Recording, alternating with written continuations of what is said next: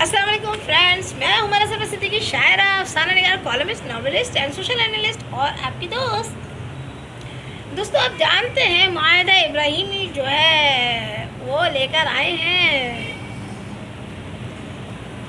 Donald Trump صدر Trump جو ہے وہ یہ معاہدہ لے کر آئے ہیں عرب ممالک۔ قطر نے اس کو جو ہے وہ ابھی قطر کی طرف سے کوئی اس پر جو ہے وہ ثالثی کا اظہار نہیں کیا گیا، جبکہ دبئی میں اس کا ایک سینٹر ہے اور وہاں پر انہوں نے یہ کہا ہے کہ حضرت یعقوب علیہ السلام جو ہے وہ اور حضرت اسماعیل علیہ السلام کی اولادوں میں کہ امتی جو محمد سے ہیں، ہاشم خاندان سے ہیں اور جن کے نبی محمد ہیں تو وہ ہیں مسلمان، اور انہیں کے حضرت یعقوب علیہ السلام کی اولاد میں سے حضرت ابراہیم علیہ السلام بھی ہیں اور وہ ہیں یہودی۔ تو اس نسبت انہوں نے جو ہے معاہدہ ابراہیمی رکھا ہے کہ مسلمانوں اور یہودیوں کے درمیان لڑائی کیسی۔ تو پھر سوال یہ پیدا ہوتا ہے کہ نبی اکرم صلی اللہ علیہ وآلہ وسلم جو اپنی تعلیمات لے کر آئے اس کے بارے میں آپ کیا کہیں گے؟ دوسری چیز آپ کو بتا دو کہ یہودی جو ہے وہ محرم کا روزہ رکھتے ہیں، 10 محرم کا، اور وہ ہوتا ہے حضرت ابراہیم علیہ السلام کی پیدائش کے خوشی میں رکھا جاتا ہے۔ وہی محرم میں روزہ جو ہے اللہ کے نبی صلی اللہ علیہ وآلہ وسلم نے اس روزے کا جو ہے وہ آپ نے بھی جو ہے حکم دیا کہ وہ روزہ رکھیں، اور وہ روزہ سنت ہے، وہ روزہ کوئی نفلی عبادات میں سے آتا ہے، وہ فرض نہیں ہے۔ اور وہ روزہ حضرت ابراہیم علیہ السلام کی تاریخ پیدائش کی خوشی میں جو ہے وہ پھر نبی کریم صلی اللہ علیہ وآلہ وسلم نے بھی اپنی امت سے کہا کہ وہ روزہ رکھے، لیکن مشابہت نہ ہو، لہذا اس کی وجہ سے یا تو آپ 9-10 کا روزہ رکھیں یا پھر 9 یا 10 کا روزہ رکھیں یا پھر 10 یا 11 کا روزہ رکھیں۔ یوں نبی کریم صلی اللہ علیہ وآلہ وسلم نے جو ہے اس روزے کا جو ہے وہ خود بھی جو ہے انہوں نے یہ روزے رکھے، اور محرم میں آج تک وہ روزے جو ہے وہ حضرت ابراہیم علیہ السلام کی پیدائش میں رکھے جاتے ہیں۔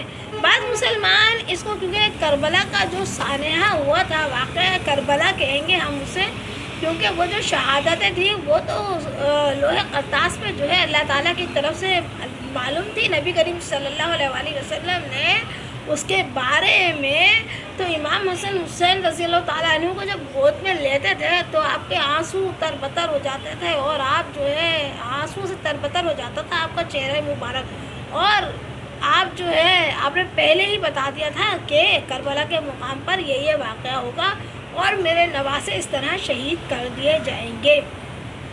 بعض جو ہمارے مسلمان ہیں وہ 9-10 کا جو روزہ رکھتے ہیں محرم میں، وہ کربلا کے شہداء کے اس میں بھی رکھتے ہیں اور اس کا ثواب بھی پہنچاتے ہیں، اور پھر وہ اس وقت جو ہے وہ کیا کرتے ہیں کہ روزہ رکھنے کے ساتھ ساتھ وہ اس دن کو ایک بڑا اہم دن کے طور پر جو ہے لوگوں کو پانی، لوگوں کے لیے شربت اور لوگوں کے لیے خوراک وہ ایک دوسرے کو جو ہے وہ بھیجتے ہیں۔ لیکن میں یہ سمجھتی ہوں کہ وہ ضرور ایسا کریں، لیکن اگر وہ ان لوگوں کو دیں، ان مفلس لوگوں کو دیں جو کہ اڑوس پڑوس یا اپنے بہن بھائیوں میں ہوں سب سے پہلے، تو وہ ایک بہترین عمل ہے۔ بہرحال یہ تو معاہدہ ابراہیمی کے بارے میں نے کہا۔ دوسری طرف اگر دیکھا جائے تو آج کل طارق جمیل جو ہے وہ بڑا مایوس اور افسردہ ہیں، جو کہ انہیں ہونا نہیں چاہیے، کیونکہ ایک مبلغ کا کام نہیں ہے کہ اگر اس کو شہرت نہ ملے، وہ شہرت کا تو بھوکا ہوتا ہی نہیں، اس کو تو پتہ ہے کہ میری جو گردن ہے نا وہ اللہ کے یہاں پکڑی جائے گی، لہذا اس کو جو اپنا کام کرنا ہے وہ اپنے عمل سے کرنا ہے۔ اب وہ جو جماعت ہے علماء کرام کی، ان کے یہاں کچھ آبجیکشنز انہوں نے لگائے اور وہ بہت اچھے آبجیکشنز ہیں۔ انہوں نے تو یہ کہا ہے کہ کوئی بھی عالم جو ہے وہ کسی سیاسی جماعت کا پرچار نہیں کرے گا، اور کیونکہ اگر وہ کسی سیاسی جماعت کا دیکھیں پرچار کرتا ہے تو اس سے کیا ہوتا ہے، اس سے ایک بہت بڑا نقصان یہ ہوتا ہے کہ اگر وہ سیاسی جماعت کوئی غلط کردار ادا کرتی ہے ملک میں، تو پھر علماء کرام جو ہے اس سیاسی جماعت کا اگر پرچار کریں گے تو لوگ بھی ان علماء کرام کے پیچھے جو ہے وہ ان کو ووٹ ڈال دیں گے۔ لیکن اگر وہی جماعتیں جو ہیں وہ غلط کاموں میں ملوث اگر نظر آئیں گی غیر شرعی کاموں میں تو پھر علماء کرام کیا کریں گے؟ پھر علماء کرام کہہ سکیں گے کہ یہ غلط ہے، جبکہ وہ ایک طرف جو ہے نبی کی امت کو جو ہے وہ ایک جماعت خود ایک جماعت کو وہ جو ہے اس کا ورکر بن رہا ہے، تو علماء کرام کو کسی سیاسی جماعت کا ورکر بننے کے لیے منع کیا گیا ہے۔ اگر وہ رائیونٹ کے جو ہے جماعت سے ان کا تعلق ہے یا تبلیغی جماعت سے اگر کسی عالم کا تعلق ہے تو پھر اس کو منع کیا جائے کہ ایک تو آپ سوشل میڈیا پہ نہیں آئیں گے، دوسرا یہ کوئی طریقہ کار ہے بھی نہیں کہ آپ اداکاروں کے ساتھ آ رہے ہیں، آپ کسی کے ساتھ آ رہے ہیں اور بیچ میں پردہ ہی نہیں کیا ہوا۔ دیکھیں میں آپ کو ایک بات بتاؤں، ایک جو ہے وہ ایک بزرگ سے میرا عالم تھے، مفتی تھے، تو واسطہ پڑا تو وہ جو ہے وہ گھونگھٹ ڈال کے جو ہے وہ عورتوں کے درمیان سے وہ گزرا کرتے تھے، اور وہ ایک ایسا محلہ تھا جہاں پر عورتیں جو ہے وہ گھروں کے باہر بیٹھی ہوتی تھیں۔ تو جناب علی علماء کرام پر بہت اہم ذمہ داریاں ہیں، پھر اور بھی باتیں ہیں جو میں کرنا نہیں چاہتی۔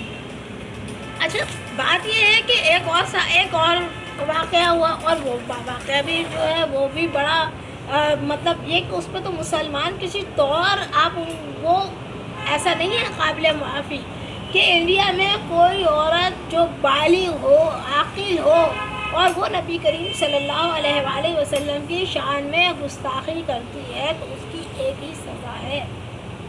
میں یہاں پہ بیان نہیں کرنا چاہتی، علماء کرام کا کام ہے، وہ ضرور اس بات کو سمجھتے ہیں کہ ان کی کیا سزا ہے، اور پوری دنیا اس بات کو جانتی اور مانتی ہے، اور نبی کریم صلی اللہ علیہ وآلہ وسلم صرف مسلمانوں کو پیارے نہیں ہیں، پوری دنیا میں سب سے عزیز جو شخصیت ہے وہ نبی کریم صلی اللہ علیہ وآلہ وسلم ہے، جن کی معتقد ہر انبیاء کی جو ہے وہ قوم، ان کی امت جو ہے وہ نبی کریم صلی اللہ علیہ وآلہ وسلم کے اخلاق حسنہ اور ان کی تعلیمات اور قرآن کو تسلیم کرنے والی امت ہے، ہر انبیاء کی امت۔ اور جناب علی آئیں آپ کو نبی کریم صلی اللہ علیہ وآلہ وسلم کی شان میں بتاتی ہوں کہ میں نے کیا لکھا ہے۔ مرتبہ ان کا اعلیٰ ہوتا ہے جو نبی پہ نثار ہوتے ہیں، مرتبہ ان کا اعلیٰ ہوتا ہے جو نبی پہ نثار ہوتے ہیں، لاج ہوتے ہیں دین مسلم کی اور مثل بہار ہوتے ہیں، لاج ہوتے ہیں دین مسلم کی اور مثل بہار ہوتے ہیں۔ اور جناب علی نعت رسول کریم پیش کرتے، جیسے کہ میں نے آپ کو سے وعدہ کیا تھا کل کہ میں آپ کو ضرور جو ہے وہ نعت، میں نے یہ بڑی دعائیں کی، اور یہ نعت لکھنا جو ہے نا یہ ہر آدمی کا کام نہیں کہ وہ حمد اور نعت کہے، یہ بڑی مشکلوں سے آپ کو بڑی دعائیں مانگنا پڑتی ہیں اللہ تعالیٰ سے، پھر جا کر نعت ہوتی ہے۔ نعت یہ نہیں ہے کہ مدینے کی ہوا اور میں چلی اور وہ فضا اور یہ فضا، یہ نعت نہیں ہے، نعت ہے رسول کریم صلی اللہ علیہ وآلہ وسلم کی مدحت کو بیان کرنا، اور اس طرح بیان کرنا کہ اللہ کی مدحت اور نبی کریم صلی اللہ علیہ وآلہ وسلم کی مدحت میں مماثلت نہ ہو۔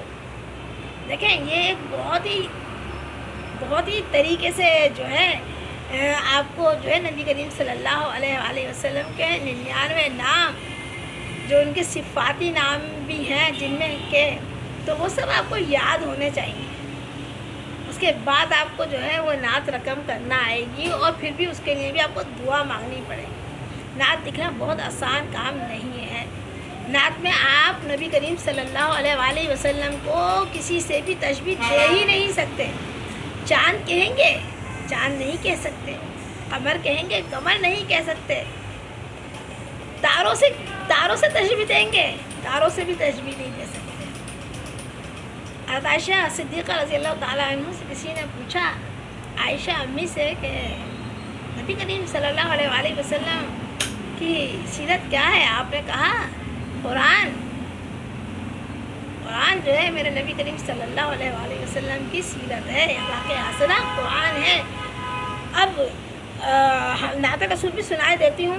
نسبت اس میں محبت ہے مسلمان کا وقار، نسبت اس میں محمد ہے مسلمان کا وقار، میرے اللہ نے بنایا ہے انہیں دین کی بہار، نسبت اس میں محمد ہے مسلمان کا وقار، میرے اللہ نے بنایا ہے انہیں دین کی بہار، اور کب گوارا ہے انہیں چاند سی صورت کہہ دوں کب گوارا ہے انہیں چاند سی صورت کہہ دوں، میں کسی اور حوالے کا انہیں نام بھی دوں۔ کب گوارا ہے انہیں چاند سی صورت کہہ دوں، میں کسی اور حوالے کا انہیں نام بھی دوں۔ یہی قرآن ہے، یہی قرآن ہے اخلاق محمد کا جمال، یہی قرآن ہے اخلاق محمد کا جمال، اسی قرآن میں ہے پوشیدہ میرے رب کا کمال۔ سیرت اس میں محمد سے اجالا پاؤں، سیرت اس میں محمد سے اجالا پاؤں، اور نسبت اس میں محمد سے میں جانی جاؤں، نسبت اس میں محمد سے میں جانی جاؤں۔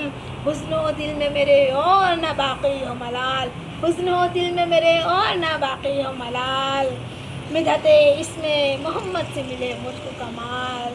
حزن ہو دل میں میرے اور نہ باقی ہو ملال، مدحت اس میں محمد سے ملے مجھ کو کمال۔ اور ورد ہو صلی اللہ کا جاری، ورد ہو صلی اللہ کا جاری، اور چھائی ہو میری روح پہ عجب سرشاری، اور چھائی ہو میری روح پہ عجب سرشاری۔ آخری وقت ہو کلمے پہ اٹھائی جاؤں، آخری وقت ہو کلمے پہ اٹھائی جاؤں، وہ مسلمان ہوں مسلمانوں میں چاہی جاؤں، وہ مسلمان ہوں مسلمانوں میں چاہی جاؤں۔ نسبت اس میں محمد ہے مسلمان کا وقار، میرے اللہ نے بنایا ہے انہیں دین کی بہار، اور کب گوارا ہے انہیں چاند سی صورت کہہ دوں، میں کسی اور حوالے کا انہیں نام بھی دوں۔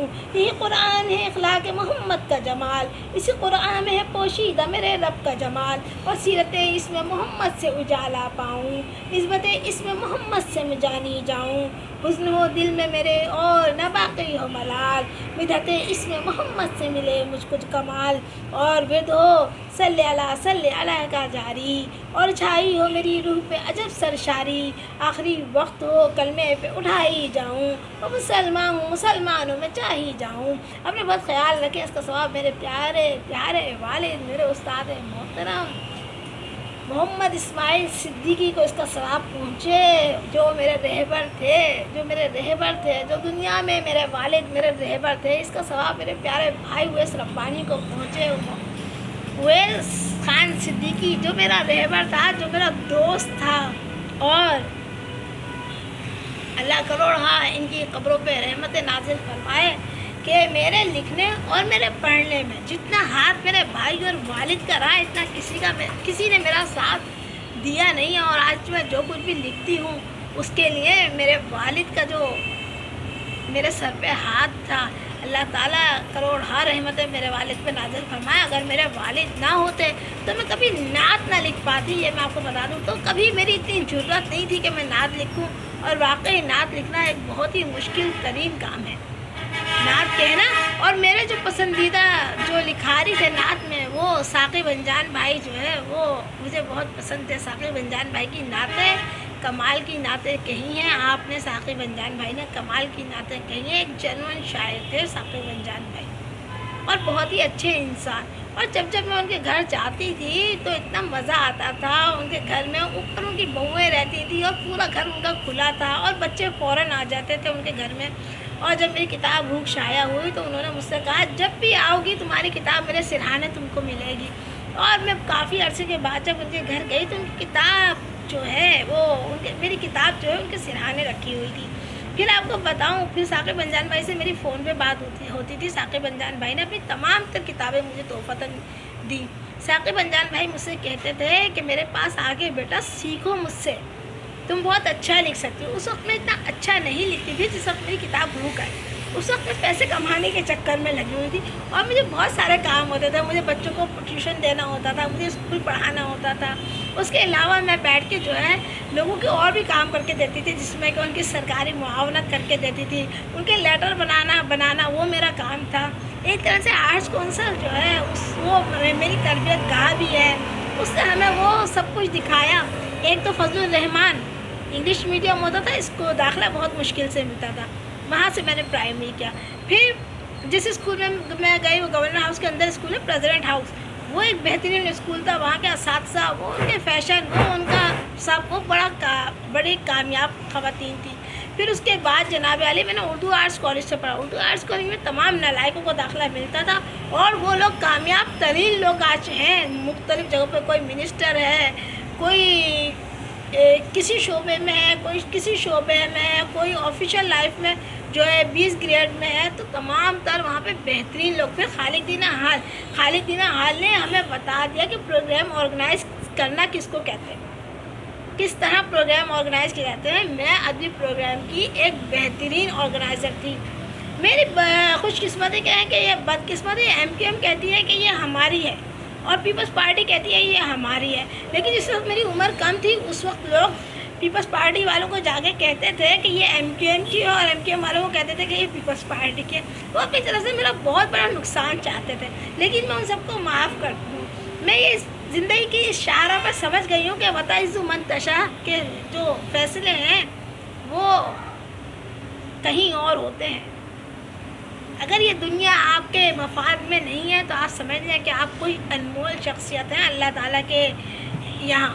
تو پھر آپ سمجھ لیں کہ آپ کو جو ہے وہ نماز سے غافل نہیں ہونا ہے. آپ کو جو ہے ہر قدم پر جو ہے آپ زمین پر قدم رکھیں گے لیکن نظر آپ کی آسمانوں پر ہونی چاہیے. انہی باتوں کے ساتھ میں آپ سے اجازت چاہتی ہوں. اپنا بہت خیال رکھیے, دعاؤں میں یاد رکھیے. اللہ حافظ.